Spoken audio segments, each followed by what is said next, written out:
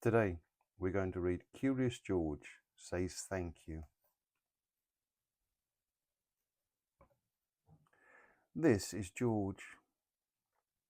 He was a good little monkey and always very curious. Today, George received a surprise in the mail. "It looks like you've got a card, George," said the man with the yellow hat. It was a thank you card from George's neighbour, Betsy. "Dear George, thank you so much for the birthday present. I'm putting the stickers you gave me on everything, even this card. Sincerely, Betsy." The card made George smile. It also made him curious. Who could he give a thank you card to? George thought and thought.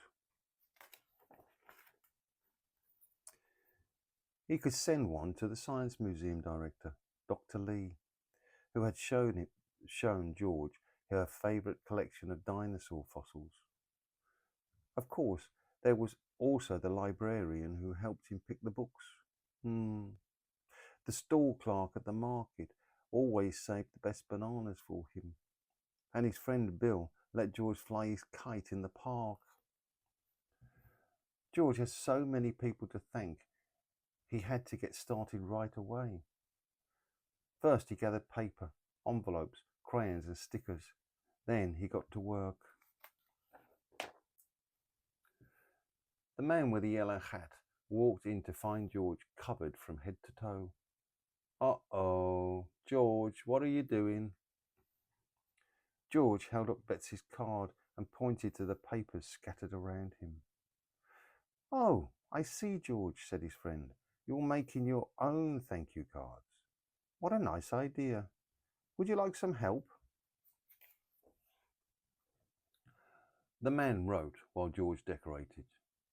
George was having so much fun that they even made a stack of extra cards. "We can hand deliver these tomorrow. Everyone will be happy to see you, George." Their first stop was the Science Museum. "George, it's so good to see you," said Dr. Lee. "What a lovely card. I'm going to hang it in my office right now." Next, they stopped at the library. "What a great card," the librarian said. "I'm going to set it here on my desk where everyone can see it. George, we have some new books in the children's section that you might like if you have time." George looked at his friend. "All right," the man said. "I will go get a book for myself." George noticed the mail carrier leaving the library. She was the one who had brought George his thank you card in the first place. He wanted to give her one of his cards too. George hurried out the door. Could he catch her in time?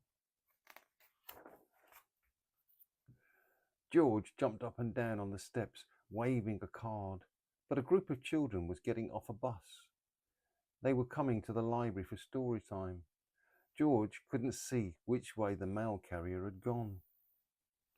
But oh, there was a streetlight nearby. George was curious. Maybe if he climbed it, he could see where the mail carrier was going. George started to climb the streetlight as fast as only a monkey can. But when he was halfway up the pole, his bag slipped off. In an instant, all of George's thank you cards went whirling through the air. Oh no! How would George deliver his cards now? George slid down the pole and grabbed at the cards swirling around him. A boy looked up. "Hey, it's snowing mail." A little girl said, "Don't worry, little monkey. We'll help you pick up the cards." The children gathered up the cards. George was very grateful for their help. He was so grateful that he had brought extra cards. He decided to give them all to all of the children. "These cards are so nice," said the teacher. The man with the yellow hat came hurrying down the steps. "George, I didn't see you leave. It looks like you've had quite an adventure out here." The man thanked the teacher and his students for helping George. "Let's finish delivering those thank you cards," said the man. George and his friend stopped by the market and the park and then headed home.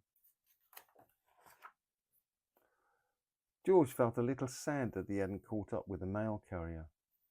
But wait, who was that at George's house? George proudly gave her a thank you card. "Wow, George," said the mail carrier. "I'm usually the one delivering the cards. This is such a treat." George waved goodbye, and he and the man went into their house. But George had one more very special thank you card to deliver. He had saved the best for last.